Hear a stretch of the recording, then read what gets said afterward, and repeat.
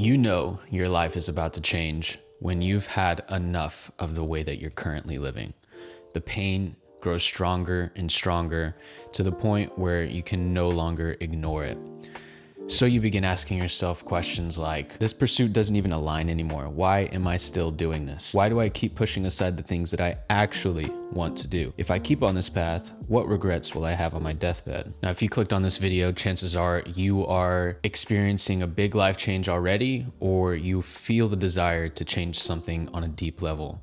And so if that's you, at the end of this video, I'm going to share with you a roadmap with questions that I asked myself along my own big life change journey, because I'm currently in one. And I think that what this will do for you is give you clarity on where it is that you're trying to go. I know that it can be very easy to feel alone during these transitions because we have to shed old skin, surround ourselves with different things. It can feel uncomfortable. But with this roadmap, you'll set yourself up for success and be on your way to a new exciting life that is meaningful to you. Now, the reason why I'm making this video is not only to touch on the topic of big life change, but because it's so relevant to me in that these last 3 to 6 months, I have had this calling in the back of my mind, but I've been so good at just numbing it because of multiple different reasons, which we'll dive into in this video.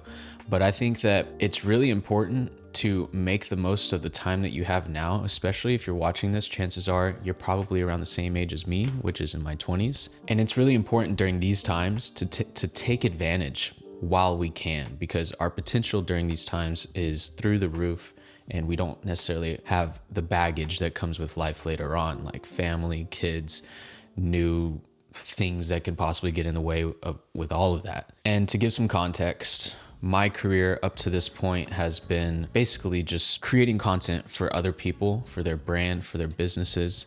You know, the whole reason why I got into this creative journey in the first place was because I wanted to start a YouTube channel. And that first camera that I bought, the little Canon T3i, if you're a rebel out there, then fist bump. When I first got the camera, it just sat in my closet for like 6 months. And then I went on this spontaneous photo shoot. And then I went on to fall in love with photography, and I carried it with me everywhere on campus during college. And I started doing graduation photo shoots, then did weddings, and it just naturally progressed from there. I'll take full responsibility of this because I know that it was essentially my fault, but creating content for other people was always at the cost of my own personal brand, of my own YouTube, of my own content. And that always bothered me. At the end of the day, it always left me feeling dissatisfied because I would create all this content, I'd get all these ideas, and I'd execute stuff, and I'd be like, man, what if I was just doing this for my own brand? And I found myself not pursuing my passions as much because I was constantly on this hamster wheel of fulfilling other people's desires, or at least doing the things that other people expected of me. And as soon as I would finish that thing, I would just basically fuck off and just relax the rest of my day. I just didn't have the drive to focus on my brand. And again, this is back to me taking responsibility for that, because I could have created more structure around that, but I never did. And the thing that always kept me sort of stuck is the financial benefit of creating content for other people. There was a long time after COVID where I struggled financially. And so having that money coming in pretty much just set me where I at least felt comfortable. And so creating content for other people was, again, reinstilling this hamster wheel of just doing things for other people instead of my own stuff. Because we all know when you create your first 100 YouTube videos and, you know, put yourself out there, you're not going to immediately just wake up and have a bunch of money in the bank account. It's a long-term journey. But like I said, no matter how much content I made for other people and how much money I made, I never felt satisfied at the end of the day. Sure, it provided me with funds to, you know, feed the lifestyle that I was living, and I'm extremely grateful for that. But if I died today and I knew that I wasn't pursuing the things that lit me up, I knew I would regret not just pursuing my passions. There's a beautiful quote by Chris Williamson that says, "The magic you are looking for is in the work that you're avoiding." Eventually, the pain of avoidance will outweigh the pain of just putting your head down and doing the work. And that's when big life changes start to happen.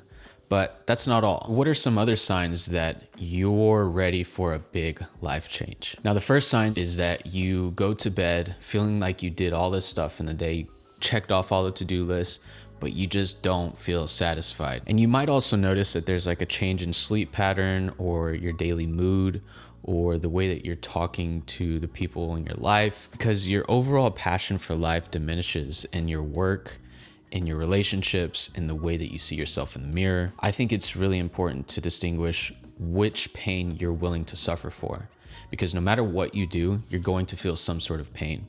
That pain can be towards something meaningful, or it can be just this repetitive hamster wheel lifestyle that is not fulfilling.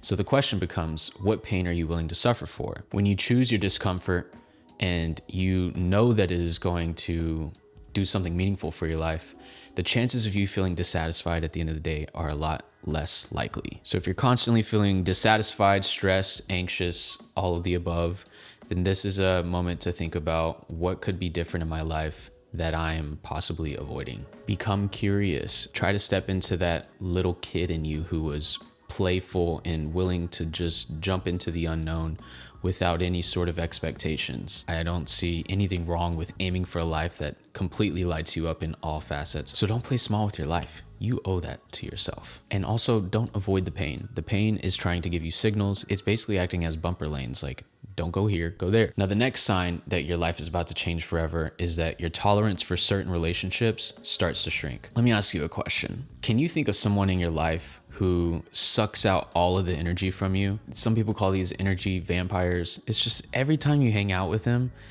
you may have good moments here and there, but you leave the situation feeling less energized. And deep down, you really care for and love these people. So you push your feelings aside, and it always just leaves you feeling let down. Those are the type of people that could be causing some sort of dissatisfaction in your life, and may be the thing that you need to use to inspire a big positive life change. We all know that we're the product of the 5 people we spend the most time with. Anytime you feel like somebody's not really lighting you up and giving you energy, then maybe you should cut them out, or at least take a step back and reconsider. And I know it might feel like a little selfish or pretentious in these moments, but your energy is dependent upon who you spend the most time with. You can still love and care for these people from a distance. So maybe something I would suggest is not necessarily having this conversation where you're like breaking up with them, but to just take a step back and to prioritize yourself and your goals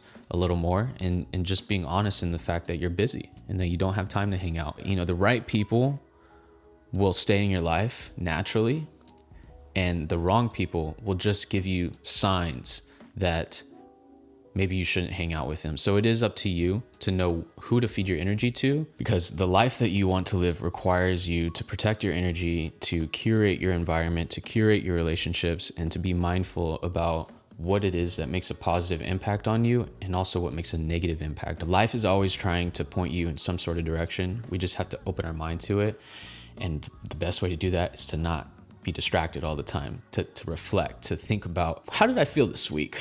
Which days did I not feel so good? And did I hang out with somebody that made me feel that way? Or did I do something that made me feel that way? We all know that our energy is scarce. And if we don't protect our energy, then who will? A good rule of thumb is, do you feel more energized or less energized? The next sign that you're ready for a big life change is that you notice recurring patterns in your life. For example, maybe you keep letting yourself down, which is totally fine. We all have our moments. But do you ever catch yourself saying things like, I need to get back in the gym, or I need to go outside more often, or I need to stop eating out so damn much every single week?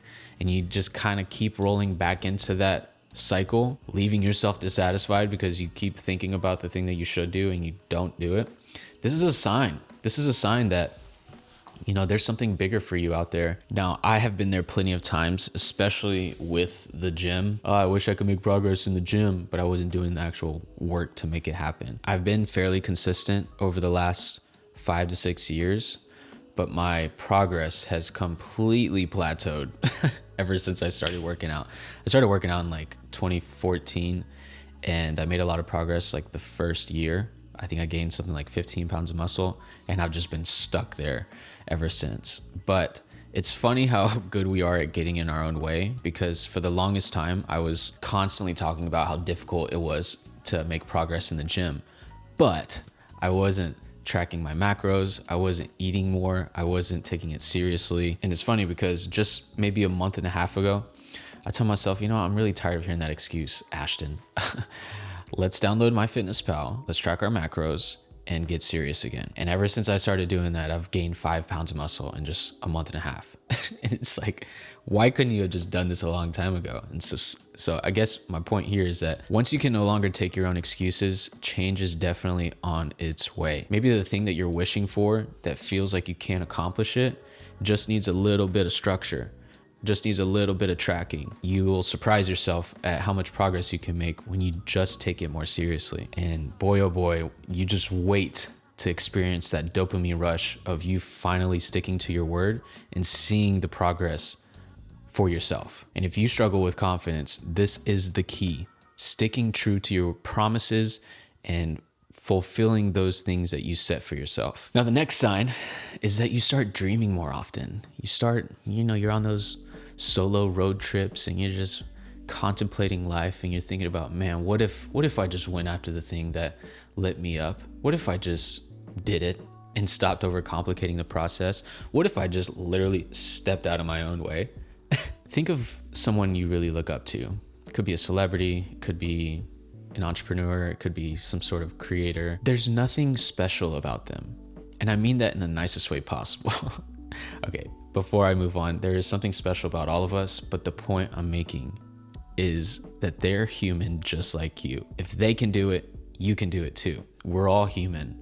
We all have our mistakes. We all fail. It's what we do after that mistake that makes the difference. Because I guarantee the person that you look up to has just failed more often than you have. Like for years, I've always felt like I needed clarity before taking action, or I needed clarity in order to have confidence. And there's something to be said about just jumping into the forest and not knowing what direction you're going to go. Putting yourself in that uncomfortable situation and just figuring it the fuck out. Because the best clarity comes from taking action and not knowing what the fuck you're doing.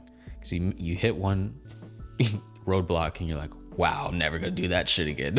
Never am I gonna make that mistake again. So whatever your dreams are, don't be afraid to fail. Failure is the path forward. Lean on that discomfort, and whatever comes from that is going to benefit your life in so many ways. You're gonna learn a lesson, your life is gonna change, you're gonna be able to help other people. But it all starts with us just having that dream and taking a step toward it.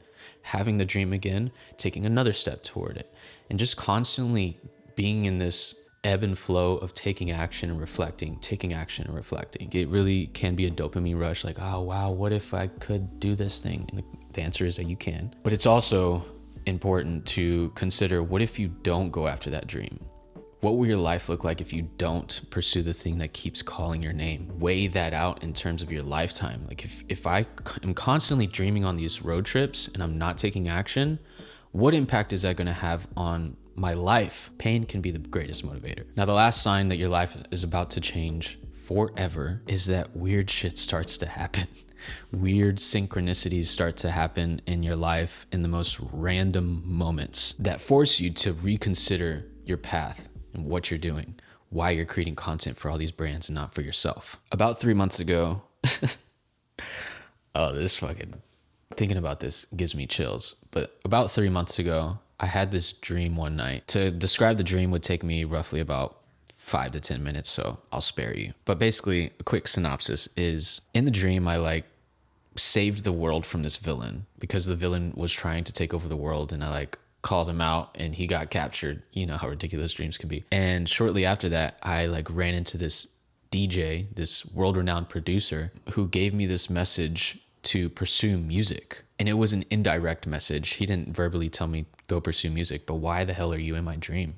I've never dreamed about this guy in my life. His name is Black Coffee, if you know who that is. What was really weird about it is that in the dream, he was hard of hearing, but in real life, he's not hard of hearing. And it was so weird because the only person in my life that I know is truly hard of hearing is my dad. And my dad passed away in 2015. So this dream, the whole saving villain, saving the world from this villain thing, reminded me of the impact of helping people. And not only helping people, but bringing people together through music. And this is honestly why I love music so much, and why I'm pursuing the DJing and the producing, is because I want to bring people together to enjoy their life, give people a meaningful moment to celebrate.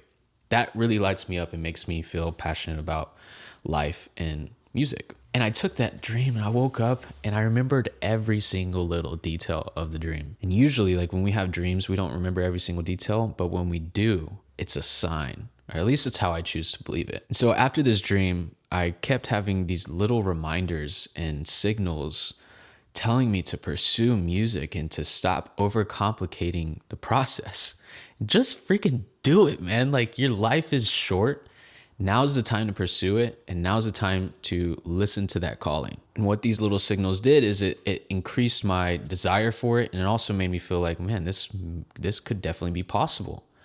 And so in your life, be mindful of little things like that. Take into consideration what could be pointing you in specific directions. It could be people, it could be the way you feel, it could be your reflections on life. You know, I'm a big supporter in slowing down to speed up. For the longest time, I was trying to hit the throttle full speed and just fucking send it.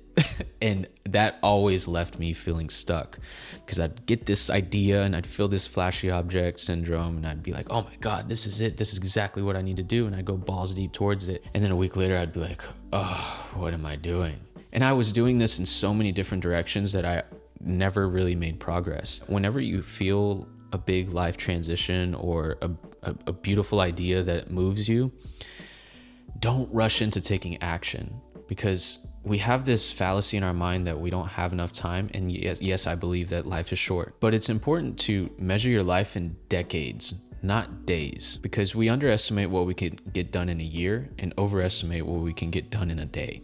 So meditate on this new idea, this new big life change. Go on walks about it, read relevant books on the topic, or journal about it, write about it, reflect on it. Don't just rush into taking action, because you'll do what I did, which is diving into action and then a week later feeling like, what the hell did I just do with my time? Like, I thought this was it, and now I feel a complete opposite way. It's because we just rush into the next thing thinking that that's going to solve all our problems. But take your time.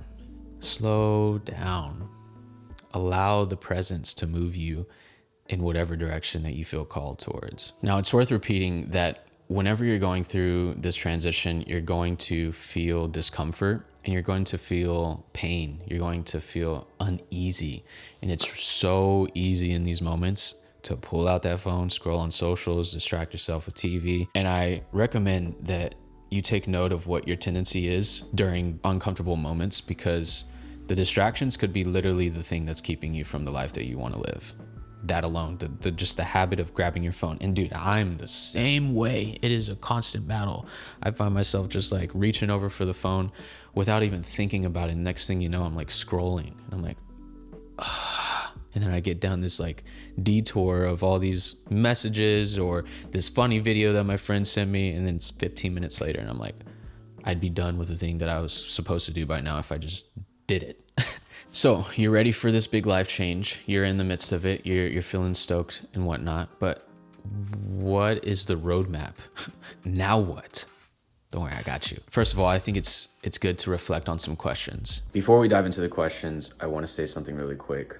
I know that just answering questions after watching a video or off the top of my head makes it really difficult for me to personally take action. And it helps to have something organized in one place for me to just deep dive and brainstorm, give it like 5-10 minutes and just really give it my full effort. And so that's why I made this little document with the questions down below that you can answer on and really organize what it is that's going on in your desires, in your mind, in your dream future, whatever it may be. That's in the description. If you want to go use that, please use it, because I think it'll help you make progress. It at least has helped me make a ton of progress. All right, let's get back to the questions. The first question is, what is the one thing that keeps screaming your name? The thing that you keep dreaming about? You might already know this off the top of your head, but really dig deep into that. Like, what is it? What is it that I am desiring in my life that I don't have? Get crystal clear on it. For me, it was music and creating my own content, building my own thing. What is it for you? The second question is, why is this thing calling your name so loudly? What about it lights you up? You got to get clear on why. Like, why are you so interested in music? Why do you want to create things for yourself? What is it about that lights you up? Fill in the blank with whatever it is that you're interested in. The next thing I want you to reflect on is, what are you most afraid of? Is it money? Is it somebody's judgment? Is it your family, your friends? Fear of failure? Is it the fear of success? Is it the impact that it might have on your lifestyle? Get clear on your fears, because when you can do that, you can connect the dots. When you start to feel certain ways, when you start feeling uncomfortable, you know what's making you uncomfortable. It's because something that you're fearful of is getting in the way. You're gonna constantly search for distractions until you gain the awareness on what it is that's making you feel uncomfortable. The next question is, what resources do you already have and what support systems can you lean on? What skills do you already have that you can lean on to make this dream a reality? For me, I have a background in music. I grew up in band playing the trumpet, so I can lean on my understanding of music theory to get started, or at least to motivate me to get started. Or I have skills knowing how to mix music. How can I lean on that more often? How can I make it more fun? Another thing is, what support systems do you have? Who do you have in your life that is willing to support you along this journey? And how can you build on that relationship and nurture it? How can you support them in their journey? Because it's a two-way street. Tell that person what your dreams are. Create a system for it. Ask for their accountability and make it a priority. Because if you don't, nobody will. The last question that I want you to answer: what is one thing that you can start doing every single day to make that dream a reality? In my case, I could sit down for 10 minutes and work on music production. I could set aside 20 minutes to mix some music, 5 minutes to just think about what music I want to mix. Like, it's that simple. Break down your goals into small tasks so that it feels achievable. No matter how big or small it is, the point is just to move it a little bit.